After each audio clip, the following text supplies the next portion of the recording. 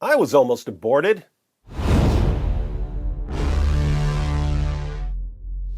My mom got pregnant with me when she was 15. My dad was 17 at the time, and he was a drug dealer. So having an abortion, getting rid of this old lump of cells, would have been a pretty convenient move for both of them. My mom got pregnant again a year or two after she had me, and she had an abortion then. So they took out one of my siblings. My mom and her sister combined got pregnant 5 times when they were in their teens. They had 3 abortions, and me and my cousin Brandy. 40% survival rate for the original 5. My mom had another abortion when I was a teenager, another sibling gone, and then she had my 2 brothers. I'm glad my mom didn't abort me because I had some pretty dope stuff to do, as you're about to see in this very video. Now, the abortion debate usually centers around issues like when human personhood begins and what rights a woman has over what goes on in her own body. But as with most moral debates, I think about this in terms of imaging God and degrading the image of God. Let's read a quick passage from the opening chapter of the Bible, Genesis 1, verses 26 through 28. Then God said, "Let us make man in our image, after our likeness, and let them have dominion over the fish of the sea, and over the birds of the heavens, and over the livestock, and over all the earth, and over every creeping thing that creeps on the earth." So God created man in his own image. In the image of God he created him. Male and female he created them. And God blessed them. And God said to them, "Be fruitful and multiply, and fill the earth and subdue it, and have dominion over the fish of the sea, and over the birds of the heavens, and over every living thing that moves on the earth." Now, in my video, Norm Macdonald, The Image of God, we discussed what it means to be created in the image of God. The Bible never gives a clear explanation of what the phrase image of God means, but when we examine the main passage in Genesis 1, we see that it has something to do with 3 relationships: man's relationship with God, man's relationship with other human beings, and man's relationship with nature. Human beings, both male and female, can image God in these relationships. In another video, Mark Zuckerberg, The Image of God, we saw another important component of the doctrine drawn from the larger context of Genesis 1. The passage about man being created in God's image is immediately preceded by God creating the universe. God creates, God creates, God creates, God creates, God creates, God creates, and then God creates man in his image after his likeness. One possible implication of the passage in context is that man is supposed to image God in creating, like when we make epic videos. But now we're going to look at another way human beings image God, namely in producing children. In Genesis chapter 5 we read, "This is the book of the generations of Adam. When God created man, he made him in the likeness of God. Male and female he created them, and he blessed them and named them man when they were created. When Adam had lived 130 years, he fathered a son in his own likeness, after his image, and named him Seth." God created man in his likeness. Then Adam fathered a son in his own likeness, after his image.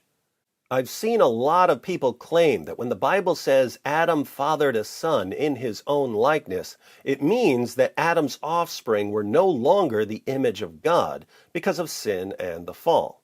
So Adam and Eve were created in the image of God, but they sinned, so their children were no longer the image of God. But we can't agree with an interpretation that contradicts what other passages about the image of God say, and Genesis 9:6 and James 3:9 say that people long after sin and the fall are still created in the image and likeness of God. At most, you could say that since Adam fathers a son in his own likeness, he fathers a son who no longer images God properly, even though he's still the image of God. You could also say that since Adam's descendants are the image of God and the image of Adam, we're constantly confronted with a choice.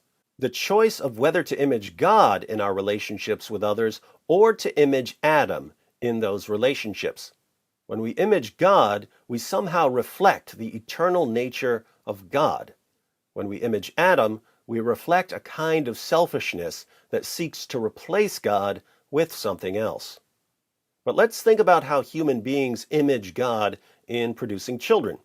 In Genesis 1:26, God says, "Let us make man in our image, after our likeness." Let us make man in our image, after our likeness.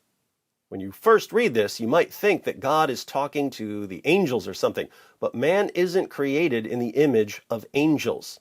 This is the triune God. Man is created in the image of the triune God. Based on this verse, some have claimed that God is telling us that each human being is a kind of trinity composed of body, soul, and spirit. But there's nothing in this passage about body, soul, and spirit. There is, however, a unity and a diversity in this passage that has to do with human beings.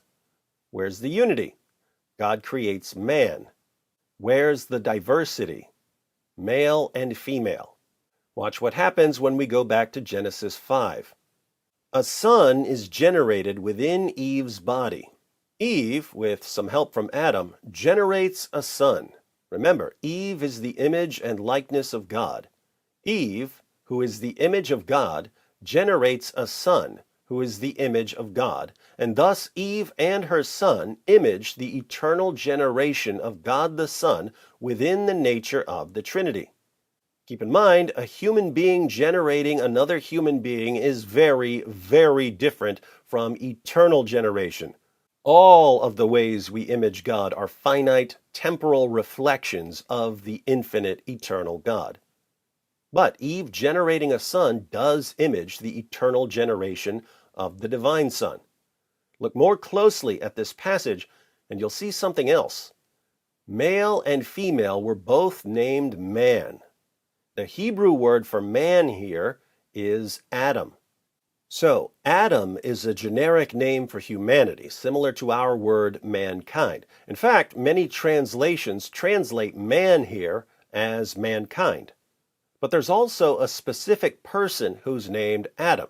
The word Adam can refer to humanity in general, but it can also refer to a specific man. So, Adam is Adam. Adam, the person, is Adam, the kind of thing human beings are. But Eve is Adam as well. Eve, the person, is Adam, the kind of thing human beings are. Seth is also Adam. Seth, the person, is Adam, the kind of thing human beings are. Adam, the person, is not Eve, the person.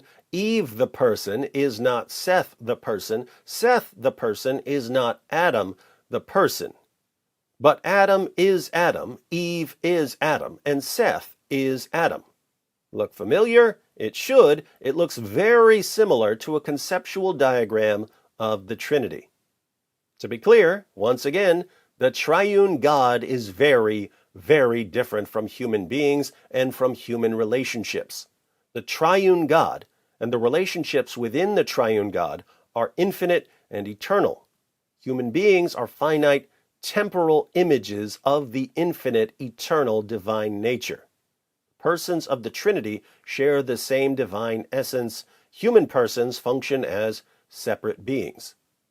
But a man and a woman producing a child, a man who's Adam, and a woman who's Adam, producing a child who's Adam, a man who's the image of God, and a woman who's the image of God, producing a child who's the image of God, does reflect something about the eternal nature of God.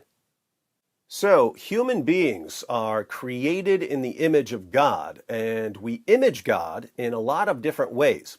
We image God in our ever-increasing dominion over the natural world. We image God in our relationships with other people. We image God in our love for the persons of the Trinity. We image God when we create things. We also image God when we produce children. When a woman, who's the image of God, becomes pregnant, another image of God is actualized within her. Before, there was only the potential to produce another image of God, the potential to image God by producing the image of God. But at conception, the image of God is actualized, meaning that unless something stops it, the offspring generated within her will continue to develop the capacities to image God. In generating an offspring, the woman images God by producing someone who is the image of God. In generating an offspring, the woman and her child image the eternal generation of the Son. In sharing the same human nature with the man and their offspring while remaining distinct persons, the woman and the man and their offspring image the triune nature of their Creator, in whose image they were created. But the man and the woman also image our original parents. And so when the woman becomes pregnant, when the image of God is actualized within her, either the woman alone or the man and the woman together have a choice. The choice to either reflect the eternal divine nature or